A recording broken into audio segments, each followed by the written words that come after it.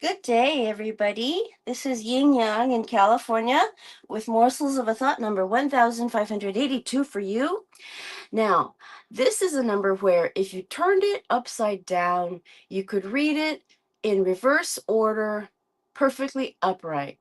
So it would be 2851 if you turned it upside down. And that has to be there has to be a name for it. So if anybody knows that, please comment it to me. Oh my gosh. I like these numbers. Anyway, so today we are in Brain Rescue on page 28 with Dr. Brody Miller. Rocio, thank you so much for this. Okay, so in this book, this is a titled book, Brain Rescue, a 90-day blueprint to reclaim your memory after a brain injury or concussion. Now, in Morsels of a Thought here, I try to give you inspiration to have a great day. Now, sometimes I show up with wet hair. I'm sorry.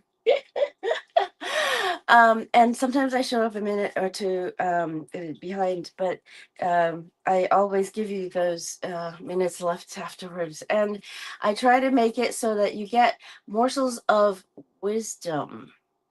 Now, wisdom is to knowledge, like sculpted glass is to sand. That's my quote. Pei Mary Yang Wu said that. Wisdom is to knowledge like sculpted glass is to sand. I hope everyone is write it down because I got to trademark that for them. Okay, so now rebuilding your memory is important on page 28. This is how the author speaks. Once again, memory is everything. Without memory, life would be completely without meaning. You wouldn't remember your favorite moments, your friends, or even your own story. Memories become super meaningful only because of the emotions we attach to them. Think about this. AI can remember facts and even learn to some extent, but without emotions, that memory has no weight, no significance. Human memory is different. It's deeply meaningful and interconnected. Therefore, improving one form of memory strengthens others. For example, when you work on strengthening your episodic memory, memory for events, you also boost your semantic memory, memory for facts. It's all interconnected. But bear with me because I'm going to briefly teach how the brain stores memories holistically. Sounds are stored in the temporal lobe, located near the ears, while visual memories are stored in the occipital lobe at the back of the brain. Short term and working memories rely on the prefrontal cortex. Sensory memories, like touch, are processed in the somatosensory cortex, and the limbic system stores memories of smells closely linked to our emotional experiences. Each of these regions plays a vital role in maintaining the complex of connections that shape our memories and our ability to recall them. You may be asking, ugh, what's up, doc? Why does this matter? Because it proves that memory is holistic and that memories are not only stored in one part of the brain. Whoa, I had no idea about that one. We know this because damage to these different areas of the. I just thought my brain was full. We know this because damage to these different areas of the brain directly affect how well certain memories and specific brain regions function. Damage to these different areas of the brain directly affect how certain memories and specific brain regions function. But here's something important to remember.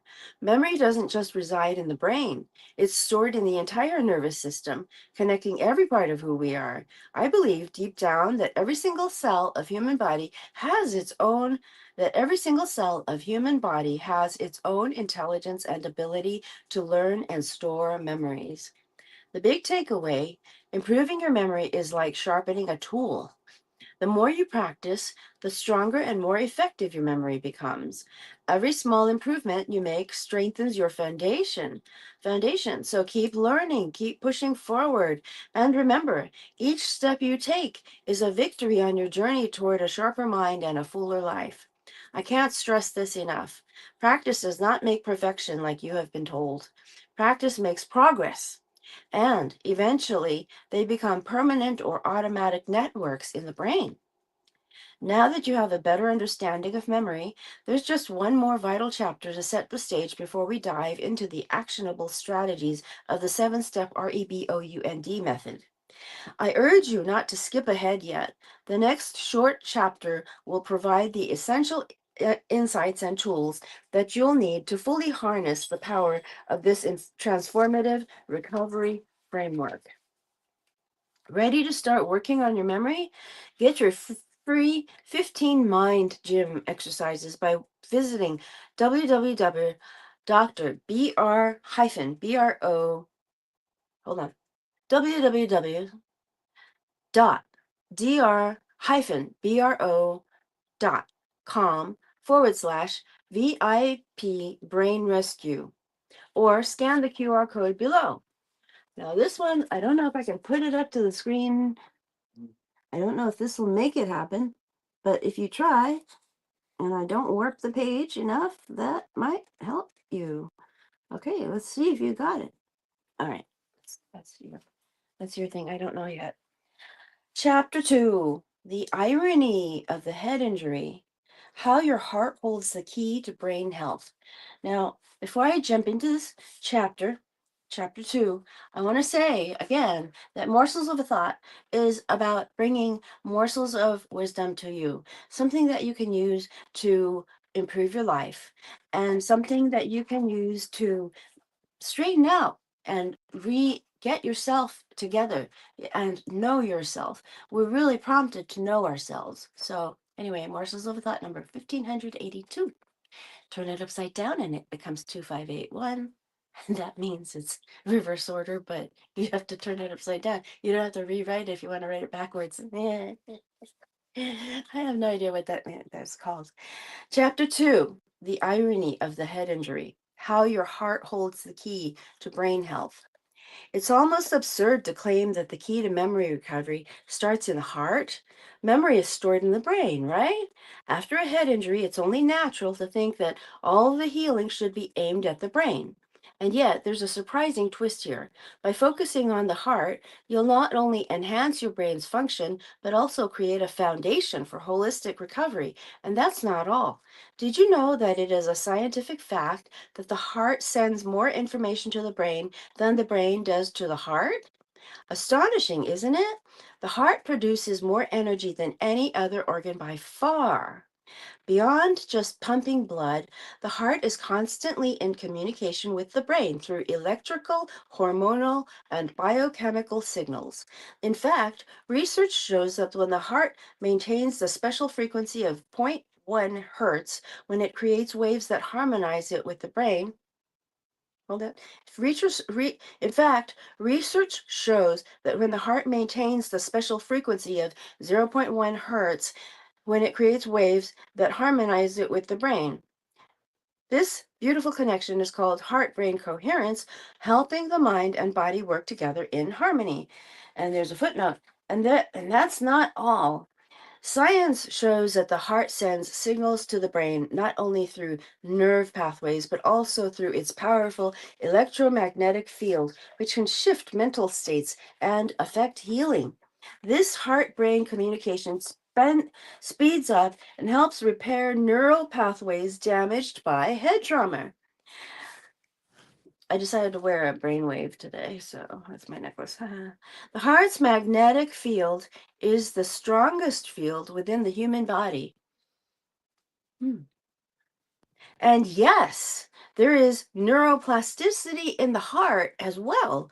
Most people have a huge misunderstanding that neuroplasticity is only in the brain. That's simply not true. Neuroplasticity, once again, is the ability of the brain, heart, and nervous system to change, heal, and adapt over time in response to everything we do. Your heart, like your brain, has an incredible ability to adapt and change. What if I told you by tapping into this heart neuroplasticity, you will supercharge your recovery? What if by improving the connection between your brain and your heart, you would improve memory resilience, and your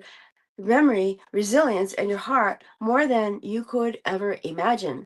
I'm here to inform you that this is not only possible, but probable if you learn and embody what I am about to teach you. Thanks, Dr. Brody. What do you know? I've got to straighten out your book right here. Not. I mean, I need to put it so that you could see it. I hate that when I don't do this before the thing, and then I see it, and then it just bothers me. Well, I'm sorry. Okay, as I can see it.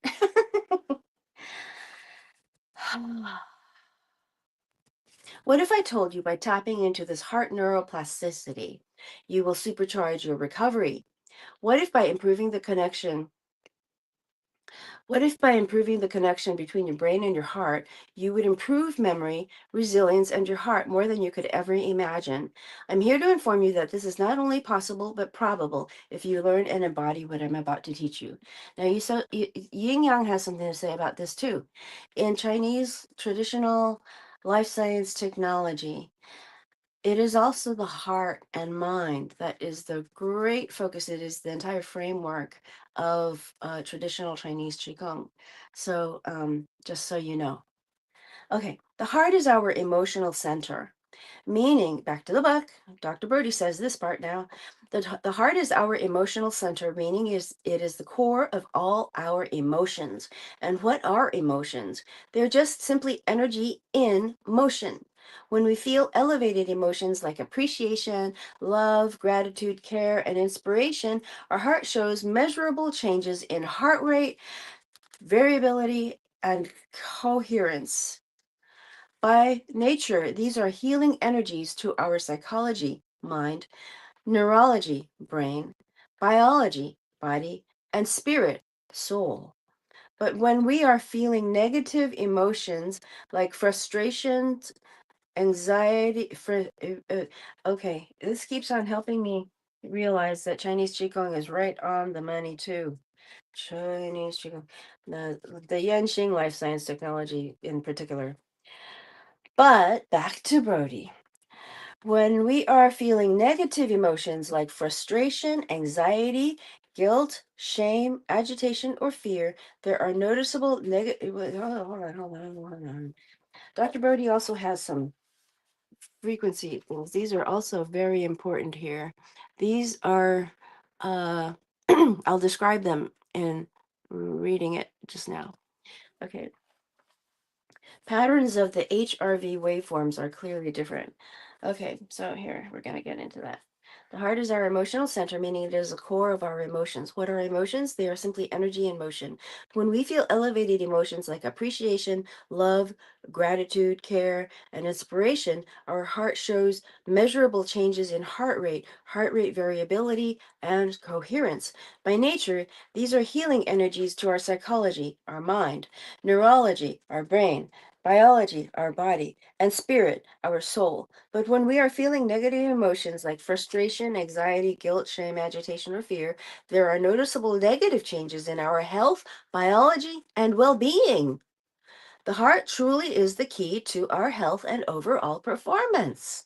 Check out this amazing research image, credit of the Heart Math Institute, HMI, to get a better understanding of what I am referring to. Okay, so the first part is the cortical inhibition, which is chaos. Oh, I'm learning chaos. Heart rate, frustration. And then the cortical facilitation of the heart rate in appreciation. The first one is frustration. The second one is appreciation. And that's time in seconds 150, 150, 150, and 200. So you'll see this if you get the book. Now, let's look at three extremely important health metrics I pay the most attention to in the work I do with my patients. Better yet, we will break them down as simply as we can. Know that there are three very important health statistics metrics for the heart: heart rate variability, HRV, and coherence. While they may sound similar, each plays a unique and important role. I want to say again, morsels of a thought are morsels of a thought of borrowed wisdom from people who know things and who are wise, I suppose was better characterization. Knowing things can be, a snail can know things. There's a joke. There's a guy who opens the door because he hears a knocking at the door. He can't find anybody, but he looks down and there's this little snail. He goes, ew. He picks it up and throws it as hard as he could to out wherever because he doesn't want the snail there. So then come along later, 2 years later, there comes a knock at the door. And then he goes to the door and opens the door and he looks around and he doesn't see anything. And then he looks down and he sees the snail and the snail says, "What was that for?" I personally think it was funny. So anyway, a snail can know things, but people who are wise can give us morsels of a thought of wisdom. Okay, so heart rate. Number one, this is the number of times your heart beats per minute. The lower resting rate generally, sorry, Dr. Brody says, a lower resting heart rate generally means a healthier heart. A lower resting heart rate generally means a healthier heart. Number two, heart rate variability, HRV. HRV shows the difference or variation in time between heartbeats. A higher HRV means your body handles stress better, is more resilient, and recovers well. A lower HRV means it's harder for your body to manage the effects of stress. I can tell you just from personal experience that um, when my body was the most under stress, my health was also at its worst. And yesterday at the doctor's office, the nurse practitioner said that during my surgery for my hand, which I finally covered up, sorry, um, she said that no other patient ever tells them that the talking that is going between the staff is relaxing. And I said, yeah, it was relaxing. And she said, other patients don't say that usually. so so I guess my heart rate variability must be, is it low or high? Uh Higher. Okay, that would really make a difference to me. Coherence, just knowing it. Number three, coherence. Coherence occurs when the heart, mind, and emotions are in sync. Positive emotions like gratitude and love create a smooth, orderly heart rhythm, enhancing both heart and brain function. Incoherent emotions like frustration or fear do the opposite. These three health markers are very important to improve after a head injury because they directly affect influence with these three health markers: heart rate, heart rate variability, HRV, and coherence. These three health markers are very important to improve after a head injury because they directly influence how well you deal with stress and how resilient you are. When you experience a head injury, it is a huge stressor to the brain and nervous system. So, a head injury is essentially a disruption in the brain's safety and understanding of the world. You are put into a long lasting survival mode. That happened when I was 9. Until I was 13, I had another head injury. And then I was 15, I had another head injury. And then later on, that surgical one, you get knocked out of a state of balance and put into a state of dis-ease. Dis-ease, which is the same word as disease. Nothing is easy, and even the basics become more difficult.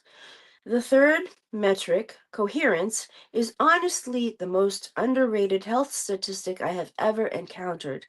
I believe if people knew how to create more coherence, then there would be a significant decrease in chronic illness. But don't take my word for it. Practice this exercise at the bottom of the chapter every day for the next few weeks, and you will know exactly what I am talking about. Healing the old wounds of our hearts is a must. Recovery starts with courage and forgiveness. We must shed our old wounds, accept our past and what happened, and begin to take baby steps in the direction that we want to each and every day. This is a daily practice, and just like anything in life, the more you practice something, the better you get. Let's say you wanted to become a master bread maker. Do you think the very first time you ever cooked bread, it would come out perfectly crisp, tasting good?